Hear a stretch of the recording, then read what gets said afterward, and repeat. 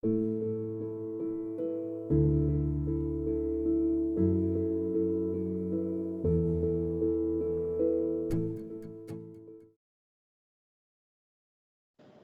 días, vamos a dar inicio a la reunión del Club de Revistas a cargo del grupo 2 del JAM. Entonces, con respecto a una complicación que surgió esta semana de un paciente joven que llegó con una colitis fulminante, que fue llevado a cirugía, en donde se realizó una colectomía parcial derecha con anastomosis primaria.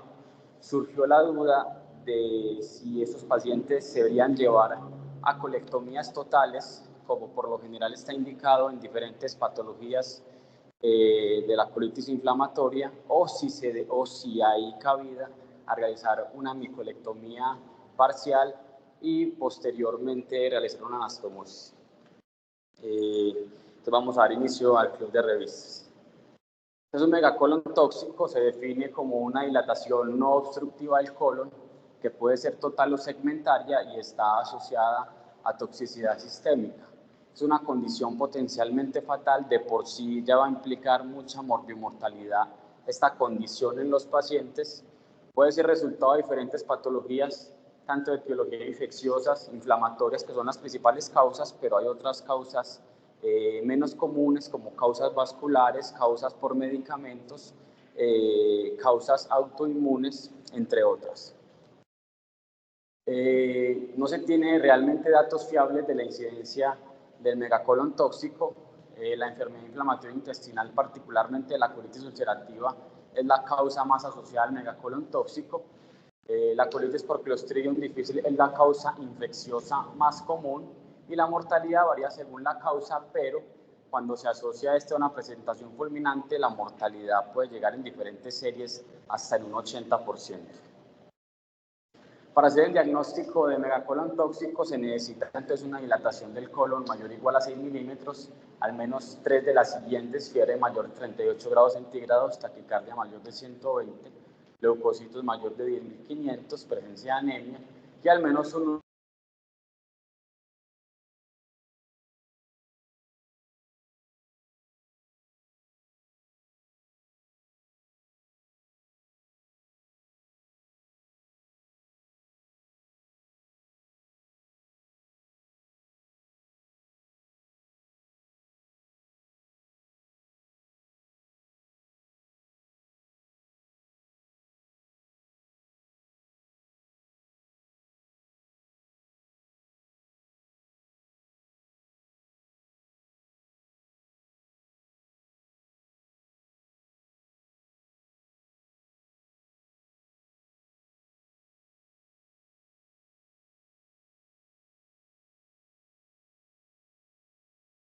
Gracias, Susi. Bueno, retomando la presentación, hablábamos que las principales causas de la etiología es causa inflamatoria por colitis ulcerativa o por enfermedad de Crohn, y las causas secundarias son causas infecciosas, la principal el Clostridium difficile, otras causas son la salmonela, la shigella, la E. coli enterotoxigénica y la entamoeba histolítica. El manejo se divide en dos partes. Es una fina línea entre el manejo médico y posteriormente decidir llevar al paciente a cirugía. El manejo médico consiste en manejo de soporte, líquidos endovenosos, antibióticos si la sospecha es infecciosa, antiparasitarios si la sospecha es entamoeba histolítica, y si se sospecha, si hay una fuerte sospecha por la clínica del paciente o si ya tiene el antecedente conocido de la enfermedad inflamatoria intestinal, se debería pulsar con esteroides de 3 a 5 días. Si no mejora en 3 a 5 días, hay diferentes medicamentos inmunosupresores de los cuales se puede echar mano. Y ya el manejo quirúrgico está ya supeditado a pacientes en quienes no tienen mejoría aproximadamente a los 3 a 5 días al manejo médico, y hay unas indicaciones o unos factores de riesgo asociados al paciente que nos pueden indicar que ese paciente va a requerir ya manejo quirúrgico. Pero surge la pregunta, si llevar a ese paciente a una colectomía total en la cirugía inicial o si llevar a ese paciente a una colectomía parcial.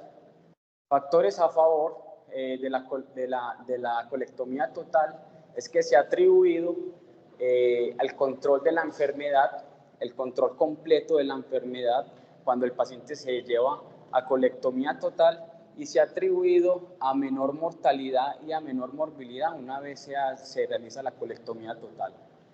Factores en contra de la colectomía total es que el paciente muy seguramente va a quedar con una ileostomía y probablemente va a permanecer con esta ileostomía con alta probabilidad de que se realice una anastomosis y con todas las complicaciones asociadas a la ileostomía. Y clásicamente los estudios iniciales han atribuido mayor morbimortalidad a la colectomía parcial. Esto sin mucho fundamento, y de estos primeros estudios que se tienen de prescribir de no realizar la colectomía parcial, es que se tienen las indicaciones actuales de la WSS del 2019 con respecto al manejo de la colitis inflamatoria por Clostridium difficile, en que el paciente no se debería llevar a una colectomía parcial, sino a una colectomía total.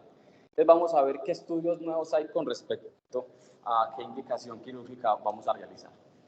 Este es uno de los primeros estudios con respecto a la indicación del manejo quirúrgico, qué pacientes tienen falla al manejo médico y qué indicaciones hay de manejo quirúrgico, y se dan los primeros como lineamientos con respecto al manejo quirúrgico que deben recibir los pacientes. En total se recogieron 73 pacientes, entre 1994 y 2005 se recogieron un total de 1.400 pacientes por Clostridium difficile. Solamente 1.3% de estos 1.400 pacientes cursaron con colitis fulminante, razón por la cual fueron llevados a cirugía. En promedio, el manejo médico duró 4 días previo a ser llevados los pacientes a cirugía, y la tasa de mortalidad de estos pacientes por colitis fulminante fue del 34%. Y lo que podemos ver en esta gráfica es cómo vivieron los pacientes en quienes murieron y los pacientes que sobrevivieron. Y aquí más o menos estamos analizando unas variables que se asociaron a cada uno de los dos grupos. Hubo un conteo similar de leucocitos en pacientes en quienes murieron y en quienes sobrevivieron. Hubo un lactato más elevado en pacientes en quienes murieron, 4.9. El conteo plaquetario no fue estadísticamente significativo. Hubo un menor nivel de albúmina en pacientes quienes murieron, en quienes sobrevivieron, pero no fue estadísticamente significativo. Y este dato es muy importante, y es el tiempo en que se demoraron los pacientes para ser llevados a cirugía entre los pacientes que sobrevivieron y los pacientes que murieron. Los pacientes que murieron se demoraron en promedio 6.4 días para tomar la decisión de ser llevados a cirugía, y los pacientes que sobrevivieron se demoraron en promedio 3 días para ser llevados a cirugía. Posteriormente, realizando un análisis de regresión logística multivariada, se encontró que los factores de riesgo más importantes para tomar la decisión de llevar al paciente a cirugía es estado mental alterado, una P estadísticamente significativa, el requerimiento de soporte vasopresor y la demora en el tratamiento mayor de 6.4 días. Más o menos acá tenemos ya unas directrices en cuanto a qué pacientes tienen falla al manejo médico y qué pacientes tienen una indicación más o menos clara de manejo quirúrgico. Aquí no se ahondó mucho con respecto al manejo quirúrgico, pero sí podemos sacar esos datos que me parecieron importantes, y es que 4 pacientes llevaban a hemicolectomía derecha. De esos 73 pacientes se equivalieron al 1.3% de todos los pacientes. 5 pacientes se llevan a hemicolectomía izquierda. Un paciente con hemicolectomía izquierda requirió completar la colectomía posterior. La mortalidad general en los pacientes con colectomía, los dos grupos son equivalables, no hay en ningún momento un valor P menor de 0.05, entonces son grupos que fueron muy equiparables. Y aquí lo que vemos es una tabla de comorbilidades entre las pacientes que tienen colectomía total y pacientes que fueron llevados a colectomías parciales. Y no se encontró diferencias en mortalidad 30 días, no se encontró diferencias en tasa de readmisión a 30 días y no se encontró por complicaciones específicas ningún tipo de diferencia, ni en infección de sitio operatorio, ni en complicaciones cardíacas, ni enfermedad venosa crónica, ni embolismo pulmonar, ni complicaciones respiratorias, ni complicaciones de sangrados posoperatorios, ni complicaciones renales, ni complicaciones urinarias o hepáticas. Realmente las comorbilidades o las complicaciones posteriores a la cirugía fueron similares en ambos grupos. Y posteriormente, cuando se realizó un análisis de regresión logística multivariada, no hubo ninguna diferencia tanto en mortalidad 30 días como en tasas de readmisión a los 30 días. Lo que sí hubo algo de diferencia, pero no me parece clínicamente significativo, es en el día de estancia hospitalaria. Los pacientes que fueron llevados a colectomías parciales estuvieron 15 días hospitalizados y los pacientes que fueron llevados a colectomías totales estuvieron 18 días hospitalizados. Fue estadísticamente significativo. Entonces, como conclusión, este primer estudio no muestra ninguna diferencia en cuanto a comorbilidades postquirúrgicas, no hay diferencia en mortalidad 30 días y cualquier otra complicación, y hay una diferencia estadísticamente significativa en los días de estancia hospitalaria que va a estar cada grupo. Este segundo estudio recogió pacientes del 2012 al 2016, pacientes mayores de 18 años llevados a colectomías por colitis fulminante. Se excluyeron pacientes que no fueran colitis por Clostridium y colectomías electivas. En total se recogió 491 pacientes. En 93 pacientes, lo que equivalió al 18.9%, se realizaban colectomías parciales y se valoró la mortalidad por cualquier causa a 30 días sin ninguna diferencia significativa. Algo que sí me pareció relevante en este estudio y es el por qué se va a preferir realizar una colectomía parcial en los pacientes en vez de una colectomía total, y es las complicaciones asociadas a la ileostomía. Los pacientes que fueron llevados a colectomías totales, 21% de estos pacientes requirieron rehabilitación intestinal posterior al alta versus 12.3% que llevaban a colectomías parciales requirieron rehabilitación intestinal, siendo esto estadísticamente significativo. Entonces aquí vemos la tabla de comorbilidades de los pacientes entre los dos grupos. No hubo diferencia en cuanto a enfermedad renal crónica, en cuanto a presencia de enfermedad neoplásica, en cuanto a presencia de uso de esteroides, pérdida de peso, coagulopatía, disfunción sanguínea, otros tipos de comorbilidades.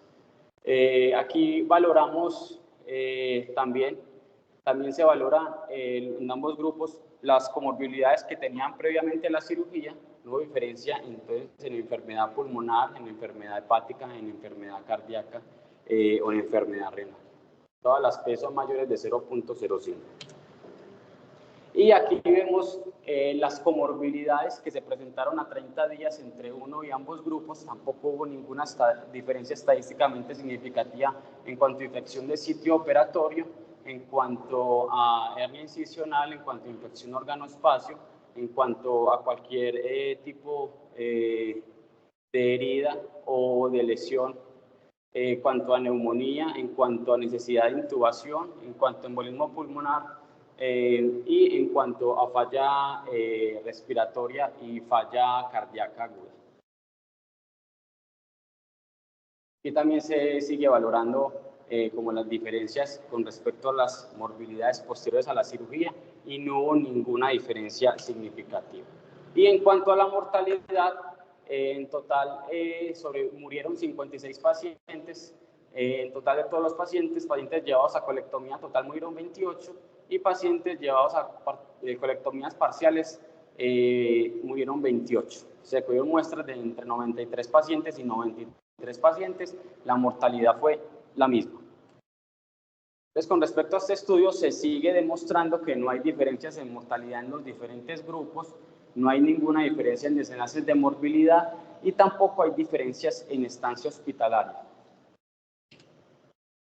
Con respecto a la discusión de este estudio, el 81% de los pacientes, o sea, la mayoría de los pacientes se están llevando a colectomías totales en el primer acto quirúrgico, y esto va muy en relación a lo que el cirujano observe en el acto operatorio, y realmente no hay una indicación precisa o un conocimiento previo paraclínico que lo haga motivar a realizar una u otra intervención. Si bien la mortalidad es equiparable, un dato que me parece muy relevante traer a colación, y es que no hay datos sobre la necesidad de relaparotomía y completar la colectomía en esos pacientes en quienes inicialmente se hicieron las colectomías parciales. En los dos estudios previos, en ninguno se menciona la necesidad de relaparotomía y completar la colectomía por no mejoría del paciente. Entonces nos surge esta duda: ¿en qué pacientes es necesario completar la colectomía? Con respecto a esto, encontré un metaanálisis del 2013 en los cuales se comparaba la colectomía total versus cualquier otro tipo de intervención. La mayoría fueron colectomías parciales. Se recogieron 31 estudios, en total 1.433 pacientes llevados a cirugía. En el 89% hicieron colectomías totales, en 11%, en 11% se hicieron colectomías parciales. De ese 11%, en quienes se hicieron colectomías parciales, un 15% requirieron completar colectomía. Y la mortalidad no aumentó, la mortalidad asociada con esa posterior reintervención. Pues aquí no se ve muy bien, pero más o menos estos son los estudios que se recogieron, en total 31 estudios, en los cuales se agrupa por la diferente procedimiento quirúrgico que se realizó. Aquí vemos que en mayor proporción se hicieron las colectomías totales y en menor proporción se hicieron colectomías parciales. En este estudio, en esta tabla, perdón, lo que nos está mostrando es qué pacientes llevados a colectomías parciales requirieron completar la colectomía. Entonces, por ejemplo, en este primer estudio se hicieron 3 colectomías parciales y 2 de esas 3 requirieron completar colectomía. Aquí 3 de esas 8 requirieron completar la colectomía, y así se resume por los diferentes tipos de estudios. En total, un total de 20 pacientes de 128 pacientes llevados a colectomías parciales requirieron completar la colectomía. Esto significó el 15.8% de los pacientes. Aquí vemos la diferencia de mortalidad entre los diferentes grupos de estudio. Vemos que todos pasan por la unidad. Si bien los estudios fueron muy heterogéneos, con un I cuadrado del 48%, todos pasan por la unidad, no hay ninguna diferencia estadísticamente significativa.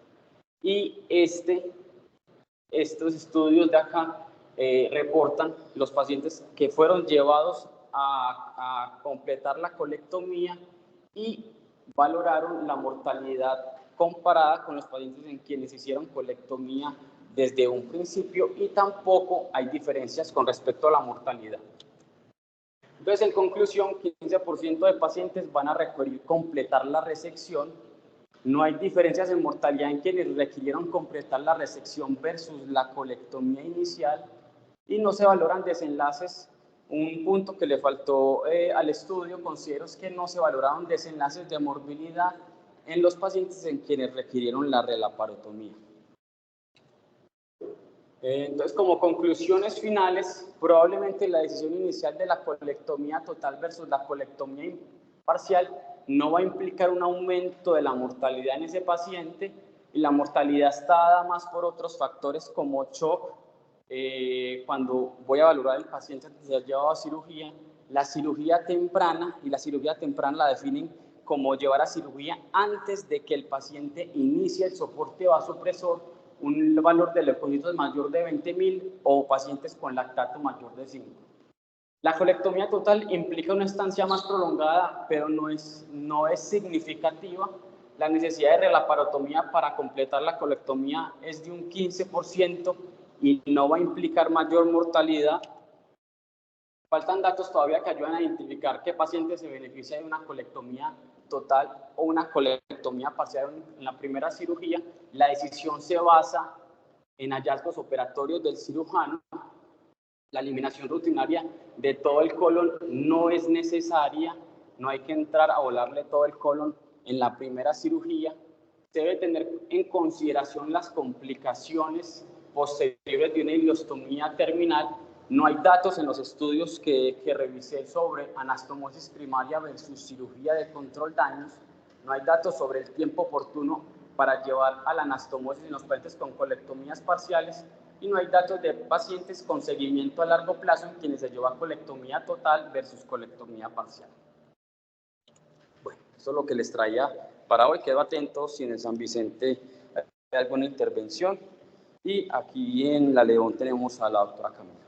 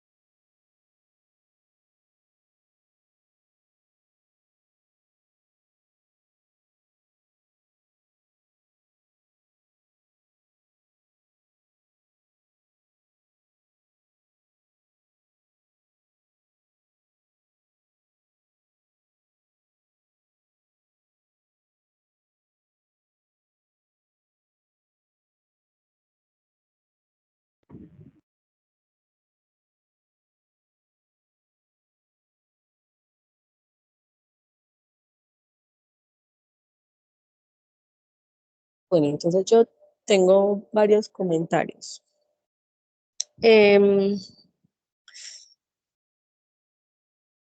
Digamos que conociendo la historia de dónde surgió esto, hay algo muy importante resaltar aquí versus la paciente en cuestión y es la certeza del diagnóstico de base para decidir o no decidir un tratamiento. Que yo creo que aquí pues está muy interesante lo que trae Daniel, pero si hay algo importante para resaltar es que frente a una certeza de un diagnóstico, pues de pronto yo puedo tomar una decisión un poco más fácil, pero frente a la ausencia de qué es lo que está pasando, esa incertidumbre puede generar muchísimas contradicciones en un manejo, como fue el caso de esa paciente que estaba con pulsos de esteroides más antibiótico de amplio espectro, porque no se sabía realmente cuál era la causa de lo que tenía. Entonces, no estoy segura que dado el contexto en el cual se presentan muchas veces los pacientes que tenemos, sea fácil como aplicar esto, especialmente porque la verdad yo no he visto la primera colitis fulminante secundaria a Clostridium difficile y les hemos visto muchas colitis por Clostridium acá. Y en general es relativamente fácil de hacer el diagnóstico de estos pacientes. Inclusive el diagnóstico suele ser muy inmediato, mientras que el gran problema, pienso yo, que se está presentando es con los pacientes con colitis amebiana fulminante, que es probablemente para mí la que más he visto de todas, independiente de los datos que tengamos pues externos. Y en un segundo plano, posiblemente las colitis ulcerativas en contexto de pacientes sin diagnósticos previos, que fue el caso pues en cuestión que se discutió acá. Entonces, frente a esa situación, sigue siendo muy incierto plantear una colectomía total versus una, por ejemplo, parcial o hacerle una ileostomía para un lavado, ¿lavado con qué? ¿Sí me entiendes? Porque esa es una de las cosas que nos mostraste ahí con el Clostridium. Pues ahí dicen, le haces un lavado que asumo que es un lavado incluyendo con antibióticos locales, pero el punto es que pues le lavó a una colitis ulcerativa con antibióticos locales, no sé.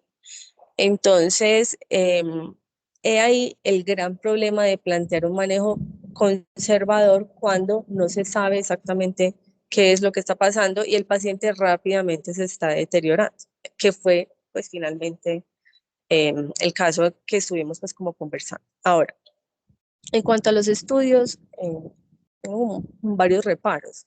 Lo primero es que es evidente que el manejo es una colectomía total. Cuando tú coges y pones unos estudios donde me dices que el 90% de los pacientes se llevaron para colectomía total, o casi el 90%, y solo el 10% se llevaron para una colectomía parcial, el primer mensaje ahí que uno entiende es, efectivamente, en la gran mayoría de los casos, el manejo implica hacerle una colectomía total al paciente, salvo algunos casos como muy específicos, probablemente por algunos hallazgos que no sean pues como muy claros. Entonces, pienso que precisamente leyendo así como a grosso modo lo que miras, pienso que el manejo de la colectomía total probablemente siga siendo el más válido porque inclusive denota el estado en el que estaban esos pacientes. Y la colectomía parcial es una excepción a la regla, no es realmente la condición sine qua non para llevarlos. Eso por un lado.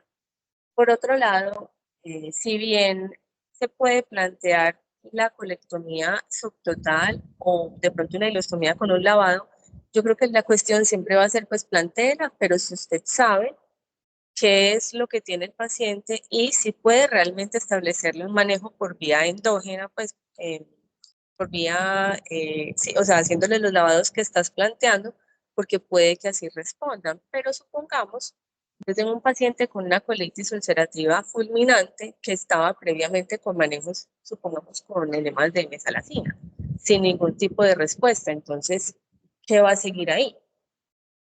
Y el paciente está completamente chocado. O sea, no puedo seguir planteando un manejo médico cuando efectivamente el manejo ya fracasó. Y si tenemos una certeza de un diagnóstico, es muy probable que esas decisiones se estén tomando posterior al fracaso del tratamiento, no previo. Eso es como lo que uno empieza como a mirar de eso. Sin embargo, sí voy a decirte que no estoy segura que se pueda comparar colitis por Clostridium, por ejemplo, con una colitis ulcerativa fulminante, ni con una colitis amebiana fulminante, de la cual se tienen muchos menos datos. Eh, las únicas revisiones que yo leí, pero ya fue hace un rato, hablaban de la mortalidad tan alta que hay en esos pacientes y de la entidad tan poco frecuente que se encuentra. Y sin embargo, te diría que hemos visto más de esos que, por ejemplo, por Clostridium. Y lo otro que te iba a decir es que hubiera preferido un solo estudio. Un solo estudio.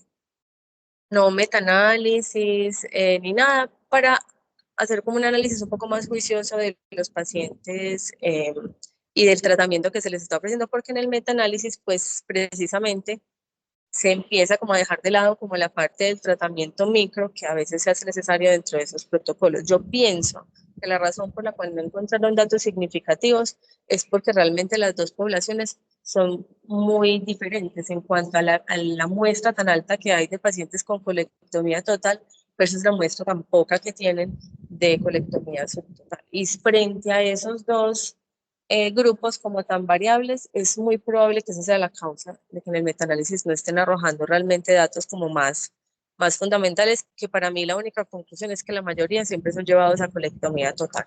¿Listo? No sé si alguien más tiene algún comentario. Eh, eh, es, un, es un dato, pues como es un cuadro interesante. Es una entidad difícil de manejar.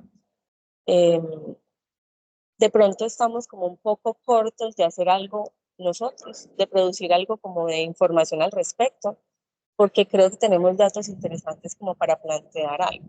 Sería pues como yo una de las cosas que diría, y dentro de eso también te plantearía que en este tipo de cosas sería bueno que miraras, por eso el metaanálisis no, pero que miraras en esos estudios tú cómo lo hubieras hecho. O sea, qué hubieras cambiado de ese estudio que hacen ellos en cuanto a la metodología para intentar buscar los resultados que tú sientes que necesitas para tu práctica diaria. Sería pues como la última recomendación.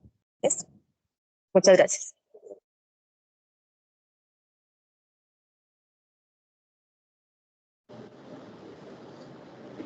Bueno, si en San Vicente no tienen ningún otro aporte, damos por terminada el Club de Revistas de hoy. Muchísimas gracias.